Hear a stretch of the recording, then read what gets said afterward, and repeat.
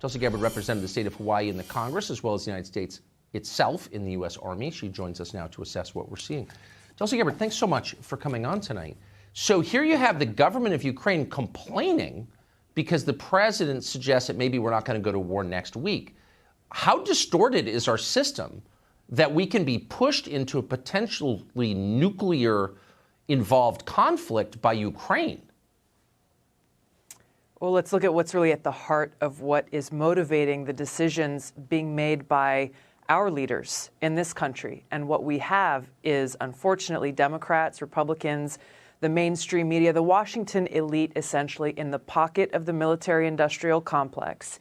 And rather than looking out for what's in the best interests of the American people, our national security, our country, they see dollar signs when they look at Ukraine. They see how they can line their pockets, how they can, look tough, how they can posture themselves in a position where they personally or politically or financially benefit, rather than actually thinking about what are the costs and consequences of these actions and who pays the price. It's the American people and, frankly, the people of Ukraine.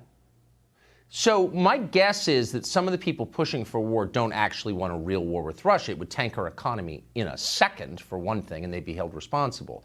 My concern is they're so inept, they so lack fine motor skills, that they're going to talk themselves into getting us into a war inadvertently. They've got a long track record of ineptitude. Are you worried about that? I'm deeply concerned about that because that's very much the direction that we are headed.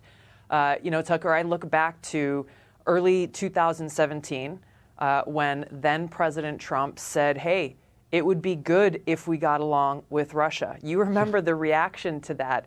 Everyone from, Democratic leaders, Republican leaders, people in the mainstream media, they said absolutely no way. There were people in Trump's own administration, warmongers like John Bolton, Nikki Haley, Mike Pompeo, who outright rejected it and went on their own agenda. And we're seeing the results of this now. We're seeing the result of how we have continued to have these warmongers escalating tensions, putting us in this disastrous position today, leaving us, the American people, with frankly, the responsibility to stand up and say, we will not accept this. We will not be sheep allowing these warmongers in Washington to lead us down this very, very dangerous and costly path. I'll never forget when you came out as a sitting member of Congress and said, well, maybe we shouldn't actually fight the Russians in Syria. And you were denounced as a Russian agent, also as a racist for not wanting to bomb another Middle Eastern country, which was my favorite attack ever because it was so insane. But you paid a real cost for that. I mean, they attacked you every day you served in Congress over that. So it seems like this is the red line for them. You criticize war, and they won't stop in their effort to destroy you. And all of these threads we're talking about here point back to that core motivation that sadly does not lie in serving the best interests of the American people, our security, and our country. It comes from a very selfish place of how they can get more power and get more money and who they really work for. It's not the American people. No, it's certainly not. That is absolutely right. Thank you for saying that. Again, you paid a cost for it. I appreciate it.